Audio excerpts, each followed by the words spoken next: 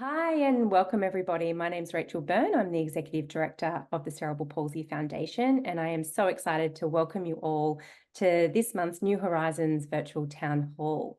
I have two very distinguished guests with me today, Dr. Heather Riordan and Dr. Michael Kruer. Dr. Heather Riordan is the Medical Director of the Phelps Centre for Cerebral Palsy and Neurodevelopmental Medicine at Kennedy Krieger Institute. And she's also the Assistant Professor of the Paediatric Neurology at Johns Hopkins Hospital. Dr. Riordan's clinical interests include the diagnosis of neurogenetic disorders and treatment of spasticity and complex movement disorders, including dystonia and chorea.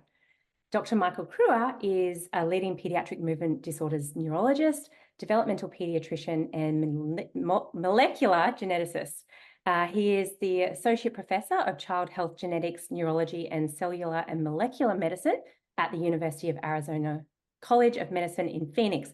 Oh my gosh, there's so many different things that both of you are extraordinary at. And then Dr. Kruer also serves as the Director of the Cerebral Palsy and Paediatric Movement Disorders Program at Phoenix Children's Hospital. Welcome to both of you. Great to be here. Thank you so much for having us. Of course.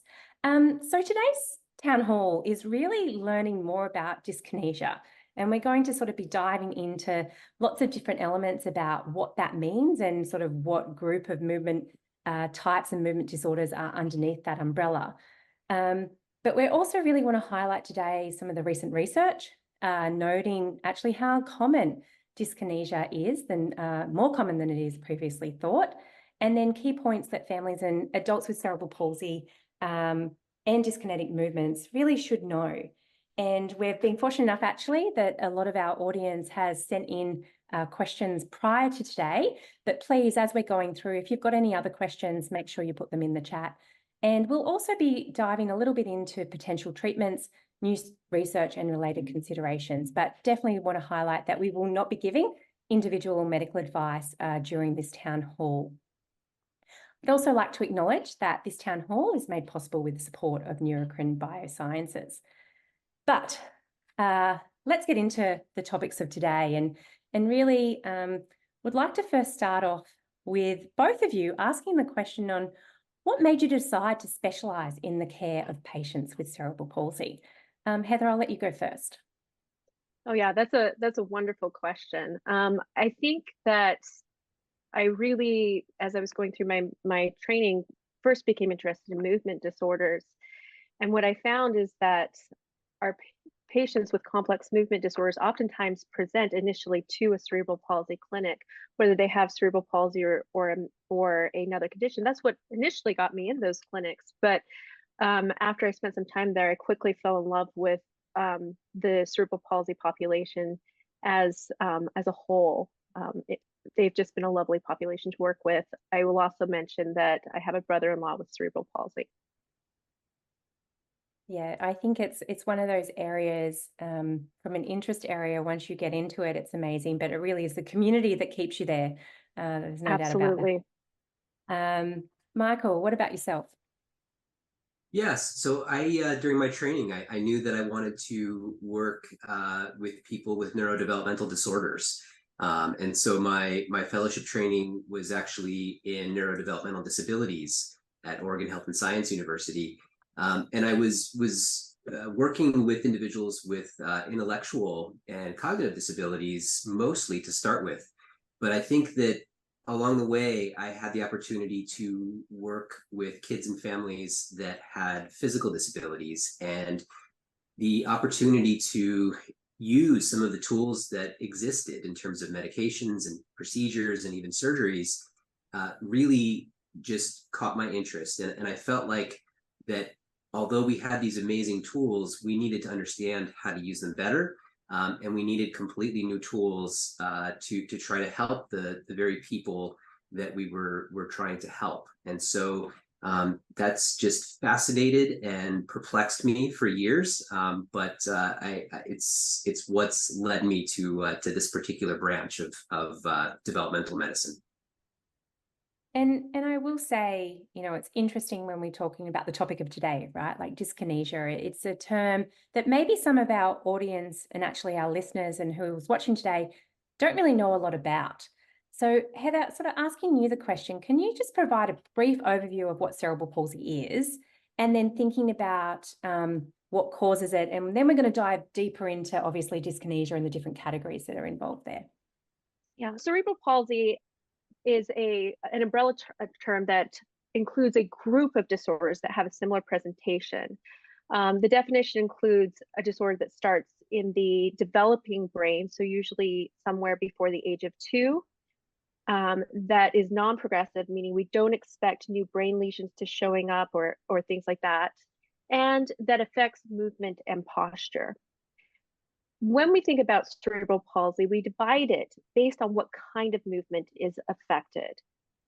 The most commonly discussed form of cerebral palsy is spasticity, but there are also forms of cerebral palsy that affect coordination that we call ataxic cerebral palsy, as well as a type of cerebral palsy called dyskinetic cerebral palsy, where there are additional or extra movements that are caused by the brain. It's And not so great if we're either. thinking about, oh, Sorry. no, I think That's fine. Go ahead. All right. So if we're thinking about dyskinetic types of cerebral palsy or dyskinesia, I suppose, both of those terms seem to be interchangeably used. Michael, I'll ask you this question here. Should they be interchangeably used? Like, is it the same thing? And what categories kind of are underneath that? Yeah, so I think it depends on our goals. I think that using the term dyskinesia is a great way to kind of start the conversation. But I think that dyskinesia, for most of us in the field, really refers to kind of an umbrella term. And we already know that cerebral palsy represents an umbrella condition that actually has many different subtypes. So there are different faces of cerebral palsy. There are also different faces or aspects of dyskinesia. Dyskinesia represents an important subtype of cerebral palsy. But within that subtype, there's actually 2 important groups. And these are specific movement disorders that actually can affect the function of a person with cerebral palsy in important ways. The first is the dyskinetic subtype that we refer to as dystonia. And dystonia often will involve twisting or posturing movements. Dystonia tends to be particularly elicited by changes in emotion or changes in movement or state. And then I think today we want to especially focus on the subtype of dyskinetic CP that involves other movement disorders, and those are specifically called chorea, athetosis, and ballism. So for our audience who might be hearing these words for the first time, can you sort of talk about how common this might be? So for example, I think it's actually in the literature just recently, we're actually realizing that potentially dyskinetic CP is far more common than we thought, and that people can have a lot more mixed presentations. So for example, they may have spasticity, but also have dyskinetic CP. Can you just expand, and Heather, I'll ask you this one, a little bit more about that and why it's taken us so long to even understand it? Yeah, wonderful question. So traditionally, the literature has said that the vast majority of people have pure spastic cerebral palsy. And only around 5 to 10% of people had primary dyskinetic cerebral palsy. But there's been some nice research recently that has come out that has shown that for those people who have spasticity, many of them, well over 50, 60%, also have co-occurring dystonia or other dyskinetic symptoms as part of their presentation. So while we will define people being primarily spastic or primarily dyskinetic, it's really not this nice dichotomy like we traditionally like to think about it. And this has important implications when we're thinking about helping people understand what's going on with their body, but also how we think about potential treatments and medications that might be useful for them. I think part of the reason that it's taken us so long to really have this elucidated in a meaningful way is that oftentimes we're using terms differently. And so you can have many people in the same room who might be thinking of dystonia a little bit differently, or be defining the differentiation between dystonia and spasticity a little bit differently. And more recently, over the last decade, I think we've become a little bit more clear on how we're differentiating these things. We've come out with some tools that help to clinically differentiate between spasticity and dystonia, and that's been really useful. Yeah, I think it's great for the community to be aware, right? Like there's the bit that we say, all right, well, what does it matter, right? Does it really matter if you know what type or what is going on? And the answer is yes, because it really does impact potentially what treatments or what interventions could actually be appropriate or really lead to changing somebody's ability to do something. And I think that's sort of where these conversations are exciting, that they're finally happening. So rather than saying, okay, yes, it's all the spasticity that's leading to that loss of function or something, that actually maybe it's the dyskinesias that are influencing it more. So if we're thinking about differentiating between the dyskinesias and between the different dyskinetic types of cerebral palsy, how do we do that? How do we look at understanding the difference between, say, dystonia and then chorea or athetosis? Michael, do you want to have a go at answering that one? Yeah, and I think the answer goes back a little bit to what Heather was saying just a moment ago, is that in the past, these things have sometimes been somewhat differentially viewed by different physicians. I think there's been a little bit of a history in medical practice. This is dystonia because I'm an expert and I say it's dystonia. And I think that what's been very exciting is that there's been a recognition that we really do need to have a common language as a very first step, but we also need to have common tools and more sophisticated tools to try to reliably recognize these differences when they do exist. So I think we are at the point where the experts, as they were, do agree what these differences are by and large. I think that the tools have been developed for the most part to distinguish these different entities. And I think it's also, it bears repeating, that Heather was saying that this is important because sometimes this means that what we thought we were treating might actually be a different animal, and it might need a different treatment, and it might not respond how we thought if it wasn't exactly what we thought we were dealing with. So Yeah, no. in general, dystonia is something that will often lead to hypertonia, what a lot of families and people with CP will refer to as muscle tightness. And this muscle tightness is involuntary. And there are some sometimes subtle but important differences between the muscle tightness that you get with, say, spasticity.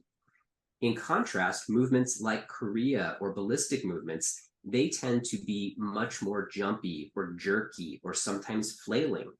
They tend to be a lot more intermittent. They can also, like dystonia, be provoked by state, by changes in emotion, by changes in a person's position or their level of comfort. But these movements in general are a lot more transitory. And so although they can significantly impact comfort and function, there are some important distinctions. Yeah, I think that's really important, because how you've used a lot of descriptive terms to sort of distinguish between the two of them. And is that now part of the assessments, to actually look at and see, okay, what are we actually seeing from a descriptive perspective? Like, how are those movements different? Heather, I know you've described to me sort of the difference between some of them is some are more slow than others and things like that. Can you give some more, I suppose, common terms that might be used, that people use to describe the different types of dyskinetic CP? Like if we start with dystonia, then we'll go into, say, your athetosis and then into your chorea. Absolutely. So when we think about dystonia, like Dr. Kruer was saying, oftentimes it has more to do with a posture or tightening. Oftentimes what we'll see is some you may be actually even loose in between or kind of have a resting state, but then when there's stimulation, either from an emotional standpoint, touch or trying to move another part of your body, you may get a tightening or twisting of a movement in your body. Oftentimes when we see things like swanning movements where the fingers kind of come up and over, when we see really rigid extension that comes and goes in the knees with twisting of the toes going in, arms getting stuck in a backwards posture, particularly when going through the door, those are common presentations of more dramatic dystonia that we see. Chorea tends to have a more fluid movement, quality to it. So, chorea by itself tends to be a little bit more jumpy, twitchy, sometimes crossing over joints, kind of like their hand, your hand or your muscles are jumping. And then closely related to chorea, we have athetosis. Athetosis tends to be a more snake-like or writhing movement with kind of a slow transition of the movement or wave-like movement between different joints of the body. Ballismus, on the other hand, or ballistic movements, tend to be very big, broad, flailing movements, where the arm or the leg is moving very rapidly across very large distances, and tends to be very problematic when you're trying to, in terms of its ability to be able to sit and keep your posture, for positioning, safety if you're trying to keep yourself from hurting yourself by hitting things like that. And got a question for you, because some of the descriptions that you just used there are were descriptions of, say, somebody's limbs moving or things like that. Can it impact every part of the body? We've actually had a question come in from one of our community members around, can you see dyskinetic CP in your face, for example, in your tongue, in those different pieces? What's the answer there? So that's an excellent question. Just like cerebral palsy can look different from person to person in terms of what types of movements, cerebral palsy can look different in terms of what parts of the body are affected. So for one person, they may affect one part of the body, and for another person, it may look different in terms of where it's presenting. Some people have a dyskinetic movement only in one limb or one small isolated part of the body. Other people have it all over, but certainly can affect any type of part of the body. So some people have dyskinetic movements in just their arms or the legs. Other people can have facial movements, eye movements, tongue or mouth movements that can affect swallowing or chewing safely or speech, or truncal movements that can then affect comfort, positioning, and posture. So we've spoken about sort of what it looks like and kind of where it can impact you. Now I sort of want to look at the how. So Michael, if we're sort of asking these questions, like how does dyskinetic CP impact somebody's body? Like does, their muscles, their bones, their mobility? Does it have an impact beyond, I suppose, just the different movements that you see? Yes, in the general answer is yes. And again, piggybacking on what Heather was just saying, how it impacts a given person can really differ from individual to individual. At the least, dyskinetic movements tend to be disruptive. So sometimes we'll talk as physicians about intrusions that chorea, for example, has a way of kind of invading, what a person is intending to be a normal movement and subverting it. And so we see this most commonly when someone's using their hands and their chorea will make their arm jerk, or when they're trying to walk and the chorea will actually affect their stability or their stepping. And so, yes, it can certainly have functional impacts, going back to that facial chorea that Heather was just mentioning. That can also have impacts on speech, on swallowing, sometimes even on breathing, depending upon how severe it is. And so it's important to kind of understand for any person that's dealing with symptoms like this, how it's impacting them. For other people, they may have these things, but it might not be as functionally impairing as, say, another aspect of their CP. And so it's very important to kind of tease out, well, what the so what part of it? How does this actually impact your day? How does this impact your quality of life? There's also a comfort aspect. So for people with dystonia, it's very common to have this abnormal muscle activation that can be either relatively constant or quite intense. People with dystonia will sometimes talk about how it feels for all the world like a muscle spasm or a Charlie horse. And even for people without CP, they can relate to how that feels. It's not pleasant. And so this can contribute to chronic discomfort and chronic pain. But outside of dystonia, for people that have chorea or that have ballistic movements, those can also be uncomfortable.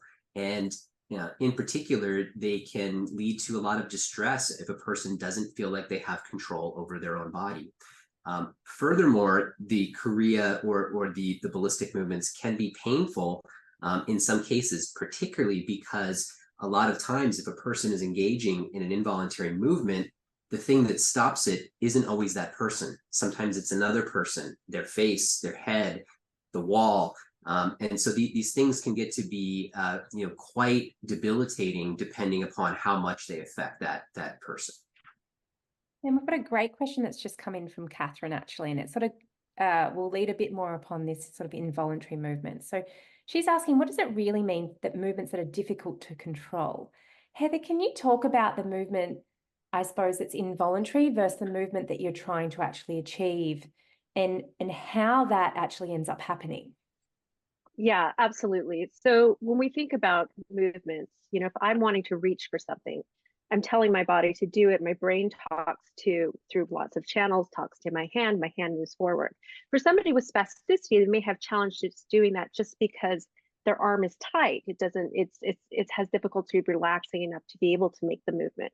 For somebody who has problems with what we call ataxia, they may have problems where they can get it there, but they have a hard time getting it exactly where they want because they can't coordinate exactly where the hand's going. For people with dyskinesia, it's a little bit different. So when they're reaching, what might happen is suddenly another movement comes in that they didn't tell their brain to do, that they didn't want to have happen. So that could look like a sudden twisting posture where their hand gets stuck and they can't relax it to be able to do the movement they want. Or it could look like a jerking or even a flailing movement where suddenly their hands going to a different direction that they didn't want to have happen or they didn't consciously make happen. So that sort of goes to the question, obviously if you're trying to learn a new movement or do something, can you learn to control these movements, or is this really something that is involuntary and it's more mechanisms on how to get around it? Yes. So go ahead. No, please go ahead. It's a really challenging question, and I think that we've talked so far a lot about the positive symptoms of dyskinesia, the so-called unwanted involuntary movements. And so just to talk about that at first, that can be very difficult to control. People almost feel like they're having to fight with their own bodies in order to get the action or the effect that they want to happen to actually occur. They may have to fight against their dystonia. They may have to compensate for their chorea, which is pulling them out of the right trajectory while they're trying to do something. So that can be very disconcerting. It can be very functionally impairing for people. And although people can, in some cases, briefly suppress some of these movements, overall, these really should be considered involuntary, unwanted movements. The other thing I wanted to mention is that something we don't always talk so much about is that there's also negative aspects of some of these movements. And so for dystonia, a lot of people that live with dystonia will tell me it's not just the dystonia causing the unwanted muscle activation or the spasm. It's that when I want to get the right muscles to turn on at the right time, it's like my body doesn't listen to me. And people with chorea can have very similar symptoms, difficulty with what we sometimes call selective motor control, turning on the right muscles at the right time in the right way. And with chorea, it can be particularly difficult because there can be an aspect called impersistence. So if I have chorea and I'm just trying to hold out my hands like this, I might have the strength to be able to do that. But if I, as their doctor, say, okay, I want you to do that for 10 seconds, a person with chorea might only be able to do that for a few seconds before they're not able to sustain it any longer. And so that kind of negative aspect, that difficulty getting your body to do what you want it to do, can be a really tough symptom to work through. So I suppose that sorts of leads into the conversation around, well, what can you do about it? There's lots of things that we talk about. Strength training will help improve, muscles and muscle coordination and all those different things, particularly in children with spasticity. But can you do therapy? So like more traditional things like physical therapy or occupational therapy to help improve these things? Or as you said before, there's a lot of it that's involuntary, that is so far out of your control, it doesn't matter how much therapy that you would do, some of it can't be controlled. And if so, what treatments are available? So Heather, I'll hand this one to you. Yeah, no, great question. So I think in terms, there's kind of a few different levels that we think about to help address dyskinetic symptoms. One of the things that a lot of individuals who have dyskinesia learn, whether consciously or subconsciously, is ways to avoid triggers. So for example, if anxiety is a big trigger, working on going through that. If they know that going through a door is a trigger, then trying to find ways to do that in a way, take a time to meditate or close their eyes or something that makes that not as big a trigger. If they find that when, a certain posture when they're, or place that they're touched when they're trying to do cares is a trigger, avoiding those types of things. So that's number one. The data on different types of therapies like physical therapy, e-stim, bracing, and things for dyskinetic symptoms is a little bit mixed. It's a little bit hit or miss. There are some things that are very intriguing that are going on in that category, but I think we need more data to be able to fully understand what's going to be most helpful. Certainly there can be different devices along that way that can be helpful, whether it be accommodative pencils or pens or things like that can make tasks easier with the dystonia or the other dyskinetic symptoms. And then after that, we move into the category of medications or medical interventions.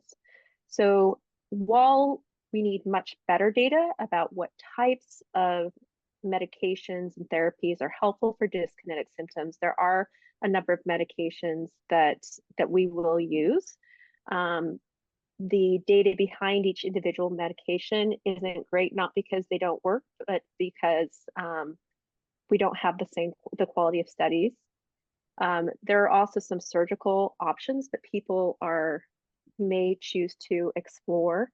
For some people, intrathecal baclofen can be helpful for certain types of dyskinetic symptoms. And for some people, a treatment called a deep brain stimulator can be helpful to decrease the amount of symptoms that they have.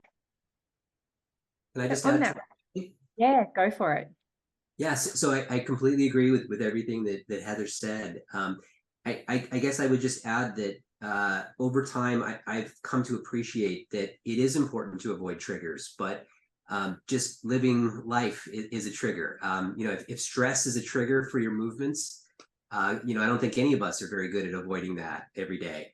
So I think that one thing that I've also found helpful with my patients is that I've come across some therapists doing some great work, with trying to help our patients and their families with awareness training and with state regulation. Because if you become upset, that can trigger your movements. But maybe you can't avoid that completely. But once you are upset, figuring out how to deal with that and how to not necessarily lead that into a spiral where your frustration and your anxiety perpetuates your movements, which then causes more frustration and anxiety, can be very helpful. So trying to avoid that. And then also sometimes, even though a person can't completely prevent a movement from happening, they can learn to some degree how to adapt that movement into a more purposeful movement, into a larger, more adaptive movement. And so that can also be helpful. Riley, as part of our audience, actually just asked a question around medications. Heather, you mentioned it briefly around the medication piece. Are there different types of, is the different types of dyskinesia treated differently? Or are the medications really used across the board? So for example, if you have dystonia, chorea, athetosis, are they similar medications? Or is that also part of the reason why you really want to identify the different types? Yeah, absolutely. In general, we do treat dystonia, spasticity, and chorea or other types of similar movements with different types of medications. There are some medications that may be helpful for both, but in general, the medicines that we use for chorea, bulismus, and athetosis are things that may downregulate our dopamine systems, as opposed to dystonia, where in addition to muscle relaxants, the medications that we use are either anticholinergics or things that upregulate our dopaminergic systems. So it's almost the opposite effect that we typically look for. I will say that becomes a challenge when you have people who have mixed movement disorders with both dystonia and chorea, and many people do. And in those cases, what we typically try to do is kind of what Dr. Kruer and you were saying earlier, find the movement that's causing the most problems, that's affecting function and comfort in the most significant way, and address that first.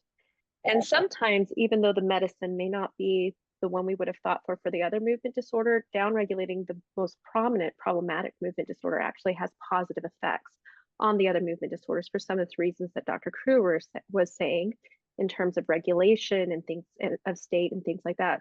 And also because there's probably a lot of things we don't know about what's going on in the brain and how these medications are working in people with cerebral palsy. We desperately need more and better quality studies.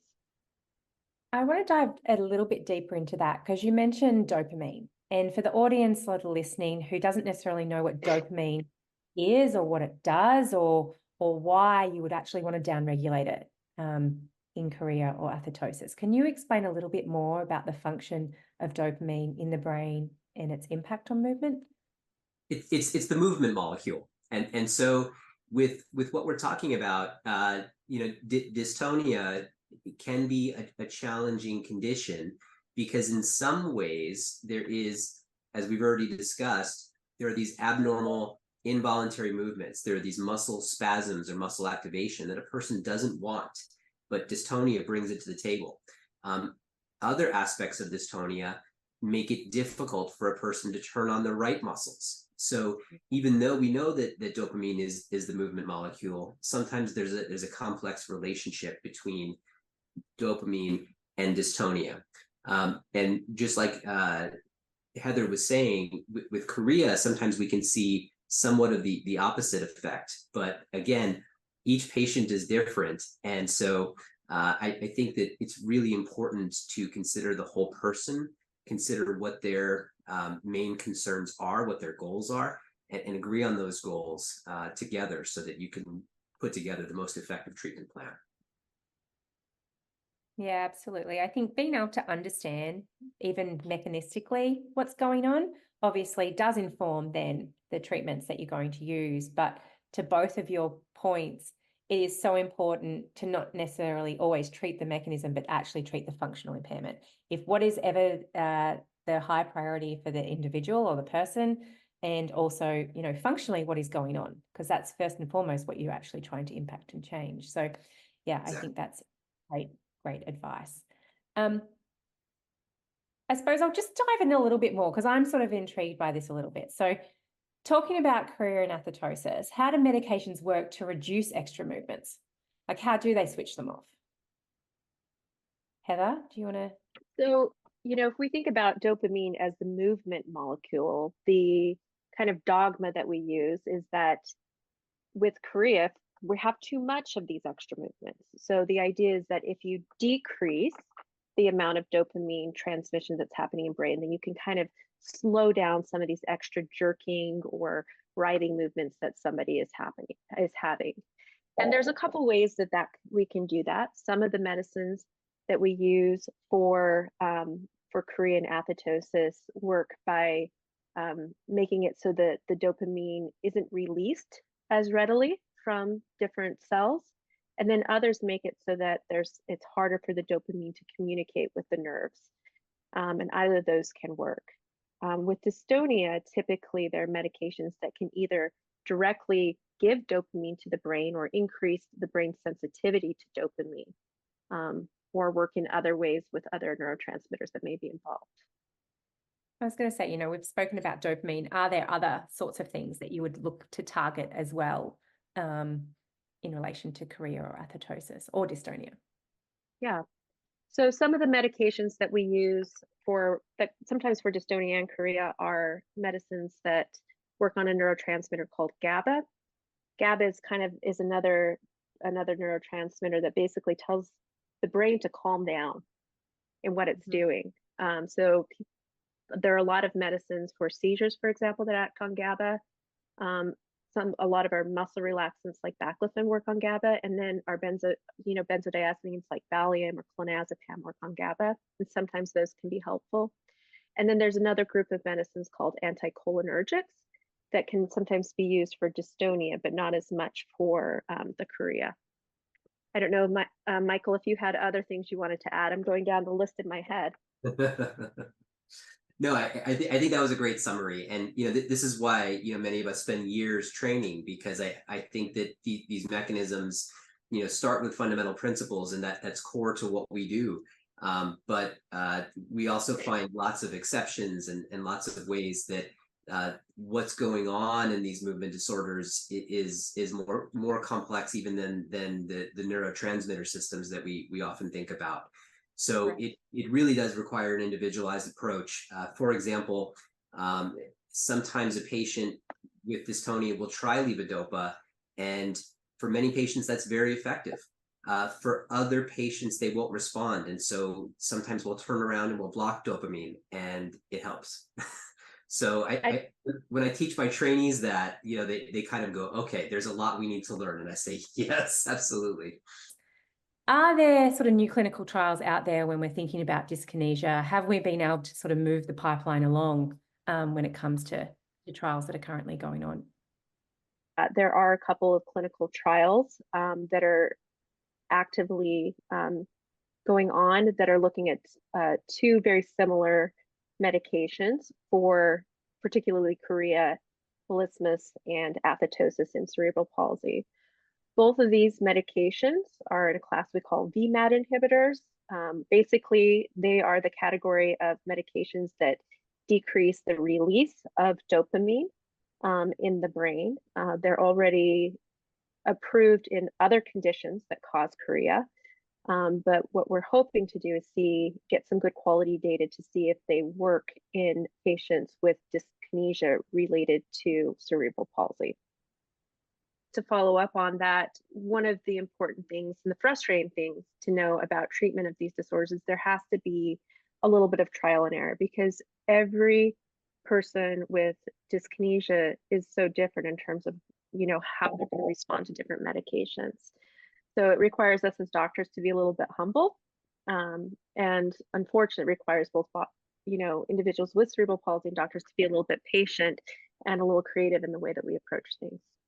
Yeah, a lot of times I'll tell my patients and their families, well, the good news is we've got lots of options, and the bad news is we've got lots of options. I'd just like to briefly add that I think it's really exciting that we are seeing this renewed interest in dyskinetic cerebral palsy and in dyskinetic symptoms for all people with cerebral palsy. I think that recognizing that these symptoms, these movements may affect people in important ways, and really the dedication of the community to try to recognize this and discuss it and make people aware of it is important. But I think it's also exciting that we're starting to see interest from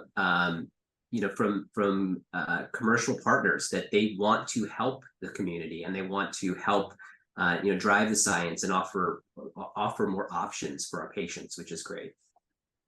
Yeah, it sort of brings up that point about like, what can we learn from others? Heather, you mentioned obviously the two trials that are currently happening, looking at medications that have been shown to be effective in other diseases. And so we see other movement types, and it comes up in our community a lot, like Huntington's disease, Parkinson's disease, Tourette's syndrome. How much of that can we take from the learnings that they have done and actually bring across to CP, similar to what you just spoke about with these two medications that are currently on trial? Or how much of it is different? We get asked a lot, oh, okay, if it works in Parkinson's, will it work in CP type thing? And I get probably mechanistically things are differently happening, but how much can we learn from each other here so that we're not kind of having to reinvent the wheel? Absolutely. I think before answering that question, I think there are two important things to keep in mind. Number one is that most of the medications that we're using in cerebral palsy do not have a specific FDA approval for cerebral palsy, whether it be spasticity or dyskinesia. And our use of them in cerebral palsy is already an extrapolation based on what we know about their effects in other conditions. So I think we have to be honest and upfront about that from the beginning. So that's the state of the evidence that we have right now that we're using to guide our clinical practice. I think the second thing we have to keep in mind, and Michael has done some really important work in this area, is that because cerebral palsy is an umbrella term to describe as a group of disorders that have a similar presentation, we're already, lumping together people who have genetic conditions and brain malformations and birth injuries and all these different things together in the same category. So in that way, it kind of fits that we would look at other conditions as well that have similar phenotypes, because we're kind of already doing that. I think it is a good place to start to extrapolate from other conditions. I think we can learn a lot, and I think partnering with physicians, scientists, patient advocates in those other conditions will make us stronger in terms of having a unified front in drug development and treatment development for similar movement types that mimic what we're seeing in our patients with cerebral palsy. I also think that we need to be humble that just because something looks similar in Parkinson's disease or Huntington's disease or, a progressive genetic disorder, that it's necessarily going to work in cerebral palsy. We still need data and trials to prove that it's working in people with cerebral palsy, to prove that it's, that there's not a different side effect profile in patients with cerebral palsy, and more specifically, to understand which endophenotypes or endogroups of cerebral palsy or subgroups respond to which medications, because there may, even within cerebral palsy, be that differential effect. So you mentioned a word there that was pretty important, progressive, right? And at the beginning of this town hall, we spoke about that cerebral palsy is not progressive. We actually got a question that came in, again from the community. So asking, my doctor says that dystonia is not progressive, but my wheelchair rep says that it is. Can dystonia be progressive? Michael, can you sort of talk a little bit to this? Because there is moments where people talk about this non-progressive versus progressive elements. Yeah, this is another really hot topic of discussion in the field among professionals and among people and families with cerebral palsy as well. I think that the definition of cerebral palsy, discusses this, but it does so in a way that has left some, I think, some questions in many people's minds, and this has been shown, recently through some publications, some very nice publications. The question of progression in cerebral palsy, I guess the way that I like to think about it is that cerebral palsy is not a degenerative disorder. It's not something where the brain is injured or impacted by CP in a way that necessarily gets worse and worse and worse, like some other conditions unfortunately do. However, we do know that even over the course of a child's lifetime, from the time that they're 2 until the time that they're 21, if we look at the motor function of a group of patients that have CP, we can see that there's a detectable decline for many of them, even during the time of adolescence. And I think we're hearing from more and more adults with CP that they're dealing with things like chronic pain, and they're dealing with changes in their function. I think these are very real phenomenon, and this is a major call to action in the field. Why this is happening, I think that there's a lot of potential. We do know that musculoskeletal deformities tend to accumulate, even if the movement disorder may not be changing very much. The wear and tear injury that cerebral palsy can cause on a body can certainly accumulate. There's been a lot of good research about potential premature aging that can happen for people with CP. And I think that this is another really important topic And so understanding where this is coming from is a huge, currently unmet need, although I think that there are a lot of efforts that you might want to speak to, Rachel, that are trying to address this. Yeah, absolutely. On that particular piece, we've got a large international effort that we're leading in relation to the preventative healthcare guidelines for adults with CP, really looking at those components across all body systems, but across the lifespan. Like, so what can we do to think about delaying the onset of aging, or identifying, other areas of the body, not just muscles and bones that are getting impacted. And I think, there is fortunately a group of individuals now internationally working on those issues, but it's still I would say, a huge hole as far as understanding of what we have, of what the natural progression looks like, but then most importantly, well, what can we do about that? Because I think this all comes down to it. And Heather, we've got a question that's come in. So what types of clinicians would be most likely to diagnose and treat dyskinesia, and how does someone go about finding them? Yeah, there's a parent in going, I think my child has it. Who do I go to? Yeah. So I think that that question is going to depend a little bit on where you live in the world, and or if you're in the US, where you live in the US, because the resources are going to look different. And even who the primary caretakers for cerebral palsy are from a medical home standpoint can be different depending on what center you're in. I think that certainly pediatric movement disorder physicians like myself and Dr. Kruer tend to be very comfortable thinking about dystonia and chorea, because it's something that we live and eat and breathe. This is kind of our focus of the way we approach patient care and the lens with which we come to cerebral palsy. There are many physiatrists who are very comfortable with dystonia, and some that are very comfortable with chorea. So, having an honest discussion with who your primary, what I like to call primary tone provider, your primary CP provider, with them about what their comfort level is, I think is really important. So Michael, on that, what's some of the best advice then? So say, for example, if somebody doesn't have access to experts like both of yourselves, what are some of the best advice or best questions that a family could go with to their physician to start the conversation? If they're unsure whether dyskinesia is something that's impacting them, or it's mainly around starting that conversation. What are some tips to? I think you hit the nail on the head there, Rachel. It's about having a dialogue and starting a conversation. I think whether your primary CP provider is a rehab doc, a neurologist, a developmental pediatrician, or someone else, the bottom line is that if you have a good working relationship with that professional, you should be able to ask questions and to puzzle through things together. And so I think that the best conversations will often start with observations and questions. Hey, I've noticed that my hand does this, and that's bothering me because. Why do you think that is? Things like that can be really helpful to jumpstart a conversation that's focused around a person with CP or their family's concerns, and how those symptoms are impacting day-to-day life.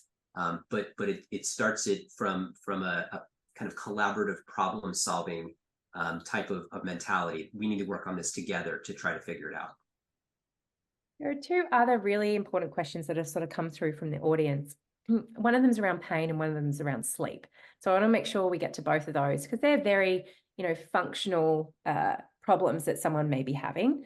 So as Renee's asked this question, sometimes it is painful and causes other parts of my body to cramp up. How do I stop it?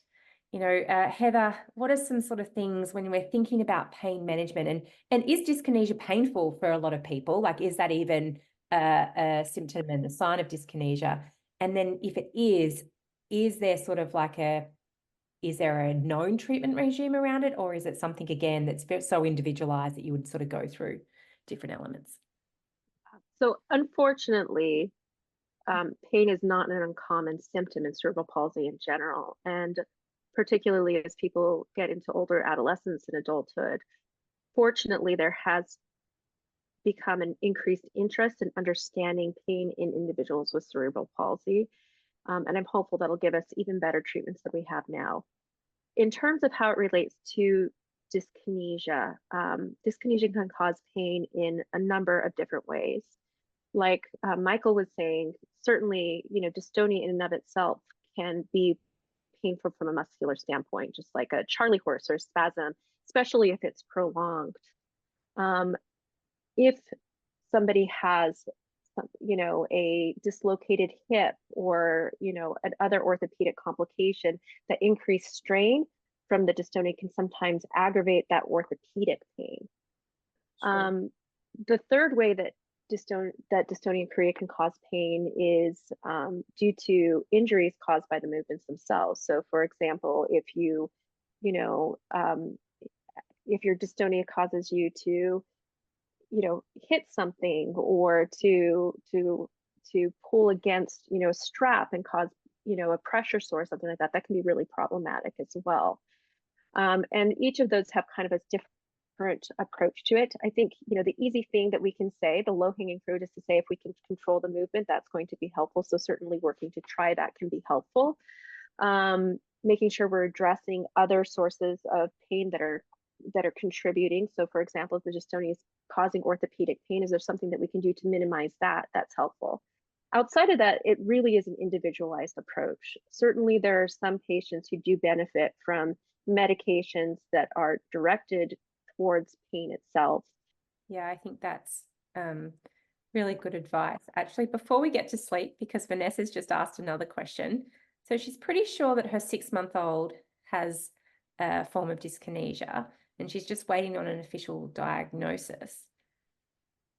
Are there early interventions that you think of in really young children? And, how early can these diagnoses be made? Obviously, her child's 6 months old, but for others that may be listening, can dyskinesia present very early on? And then if it is, are there early interventions that, say, would be different to how an adolescent or an adult would be treated? Michael? Yeah. So fortunately, through work that the foundation has really spearheaded, as well as others internationally, there's been an increased recognition and awareness that cerebral palsy can be diagnosed earlier than we used to think, and it can be diagnosed early and accurately, as early as 6 months, and in some cases even earlier. So I think seeking a diagnosis is often an important first step. It's only the first step, but in getting a diagnosis and getting the correct diagnosis, it helps us to know where we're starting from. And the best way to get where we want to go is to have a good sense of where we're starting from. So I think that's particularly important. The manifestations of some of these movements can emerge over time. They can change over time. And I think that part of that is because all of this is happening superimposed on the context of normal brain development. And so there's a tremendous amount of brain development that's happening in a typically developing child, but also in a child with cerebral palsy.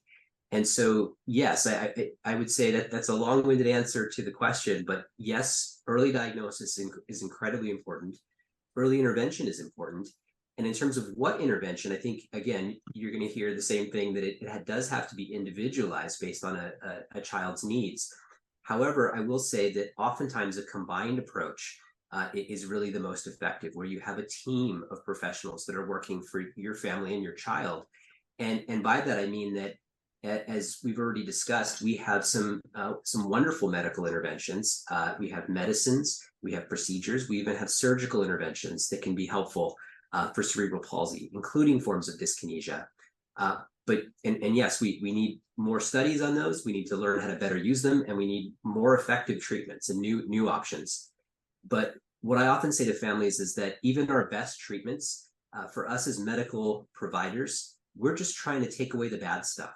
We're trying to take away the abnormal, unwanted movements. We're trying to take away the pain. We are just simply trying to open doors. And it really, a cornerstone of progress in cerebral palsy is really made through therapy and through all the painstaking efforts that patients and their families make every day. Because simply taking away the bad stuff is only part of the solution, and the children need the right supports in order to make developmental gains when we can help to relieve some of those symptoms. Yeah, I want to follow up on two pieces to that, because what Michael's saying is so important. I think that when we're talking, the first is that when we're talking about early diagnosis is important. CP is part of the diagnosis. The second part of the diagnosis is, why does a child have cerebral palsy? And that's important because the reason may have implications on what types of treatments are available. And this is particularly true with patients with dyskinesia, as many of the genetic forms of cerebral palsy are associated with dyskinesia, and some of those have very specific treatments that are available. The second thing I would say is that while we don't have enough data to say that early interventions, the forms of our early intervention therapies, like PT, OT, speech therapy, necessarily change the course of dyskinesia, there are reasons to think that getting those therapies early on may change the trajectory of that patient in some ways. And that has to do with what Michael was talking about with, that these early changes in cerebral palsy are superimposed on normal development. So if we can find ways to create more normal, more healthy motor patterns in that early developing brain, that may be protective in some way down the road. So cannot emphasize enough how important that early diagnosis and intervention is. Yeah, and I think what we're learning around the early interventions is this whole individualized approach across, and the specificity that needs to get done, right? There's generic early intervention, and then there's the specificity that's around cerebral palsy and for each of those individual children. And I think the other piece, as we sort of look at more early interventions and what they can look like, I think you're going to have a lot of progress happening in that area beyond motor. And I think this is the piece too, like obviously the motor symptoms may be what you're seeing early on, and maybe what sort of is exposed because of different movement or delay. But actually there's really good evidence around other elements, whether it be cognition, sleep, for example, which I do have to ask that one question because it's coming from the audience.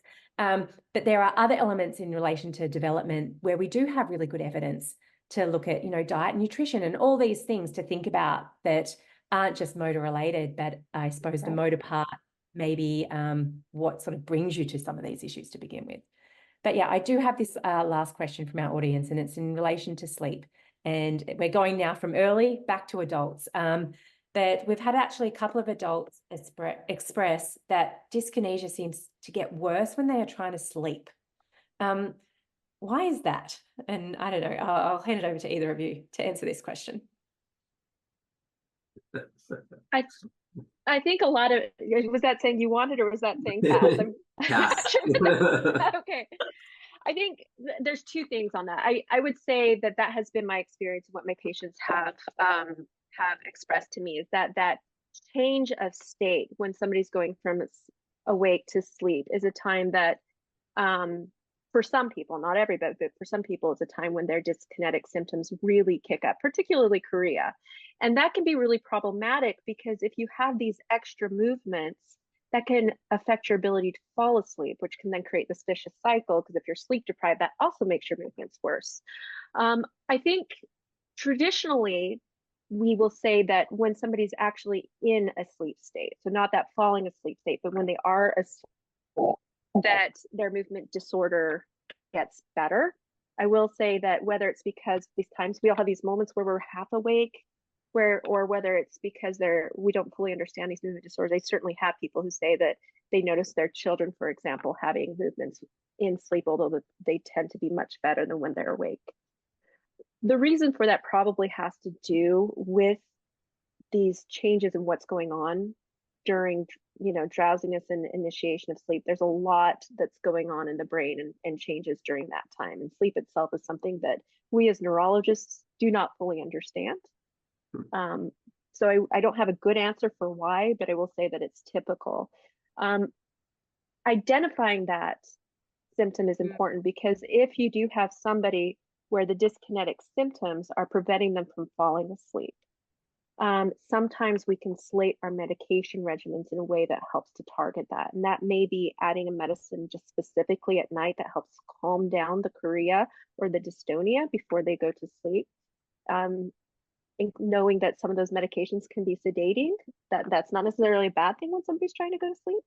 Or sometimes what we'll do is we'll change our medication regimen to where there's maybe a smaller dose in the morning and a larger dose at night to be able to help target that. It's also important to note, sorry, for some children with people with very severe dyskinesia, to be aware that sometimes we choose to, for some people with severe dyskinesia, that time when they're going to sleep can be a time when they develop injuries because they're either falling out of their bed or their limbs are flailing and hitting a wall or a railing or things like that. And if that is the case for you or for your child, it's important to talk to your provider about that, because there are certain, bed types that are safer in those situations to help prevent those injuries. Yeah, I think, sleep is such an important topic, even when you're thinking about state regulation and all those different things, right? The perpetual nature of a lack of sleep and what that can do for both, obviously encouraging more sleep, but then also what do you feel like then during the day, and particularly when you're thinking about these movements. And if you've got an individual who is waking up multiple times a night, that is definitely worth a discussion. Because I think there are things when we think about, the term sleep hygiene, what are the things when around sleep hygiene? It's around positioning, it's around, okay, what is your state regulation? It's around all those different things that really could have a huge impact on somebody's life, not just to give them better sleep, but then also to think how they're functioning in the day. I think that's a great point, and I think kudos to Heather for answering a tough question very, very well. I'll completely agree that there's a lot we still don't understand about dyskinesia in general and about the intersection with sleep. But I did want to kind of reinforce what you were saying there, Rachel, and that for whatever reason, that is a common complaint, and from families and from people with particularly really challenging dystonia in particular, that they will have difficulty with their sleep. And a lot of times, sure, getting to sleep can be a challenge, but staying asleep can be a real challenge, with multiple nighttime awakenings and sometimes real stretches of pain and discomfort at night, which can be very disruptive. So it's very important to have those conversations and try to troubleshoot a solution. And I think a lot of what we've just discussed today is that you don't have to necessarily tolerate the status quo, right? If these are things from a functional perspective, exactly, whether it's sleep, whether it be different movements that are impacting you during the day, that actually you do have the right to have those conversations with your doctor to say, these are impacting me in a way that's either different to before or something that I wasn't aware of that we could talk about. And I think that's the piece. If I can give any advice for anyone listening today, is to feel empowered from this conversation, and to be able to say, give yourself permission to have these conversations with your doctors or with your treating team or whoever it might be, so that, if there are things that are really impacting you from a functional perspective, that those are getting treated. Because I don't think you have to have the status quo. We've got another question that came in. It's like, I've been in pain for years. I didn't think to ask about it, or if you're having bad sleep, like, things can be done. We don't always have all the answers, as both of you have talked about during this town hall. But I think if you can try to find that physician who will have those conversations with you, it's really important to sort of co-develop what the treatment plan might be. Absolutely. And we've talked a lot and emphasized a lot about how there is no one size fits all, and how we're starting to think about all of the differences in different types of cerebral palsy. But I just wanted to also mention that it doesn't always have to be that difficult. Sometimes we do have some basic tricks of the trade that we use them a lot because they work a lot and they really can help. So definitely completely agree. Please have those conversations with your docs, because they want to help, but they need to know what you're experiencing. Heather, do you have any sort of final comments for our listeners today? Yeah, no, I really would just like to echo what you said, Rachel. My hope is that that what we've offered here is something that will help people become more aware of how dyskinesia may be affecting them, and give them permission to talk about it, bring it up, and to you know, work on it with their medical team if it's something that they feel is affecting them. Yeah, no, I think it's so important, and to, you know, have those conversations. Yeah, and if you're not comfortable, you know, I think you have the right to also look elsewhere if you're finding that your medical team isn't being able to engage with you in those conversations. But I would just like to thank both of you for your time today, and obviously all your incredible insights. I think this is definitely a very evolving space. It's exciting to see how much work is happening within dyskinesia and really is understanding it, but then also ultimately finding better treatments, right? And how we can then impact more. And I'd also like to thank everyone who tuned in today and for all your incredible questions. I know we didn't get through all of them, but we can go through and try to answer and point you in the right direction for some of those different things in the chat. And I'd also like to thank Neurocrine Biosciences who made this town hall possible. So thank you both. Thank you for having us. Thank you.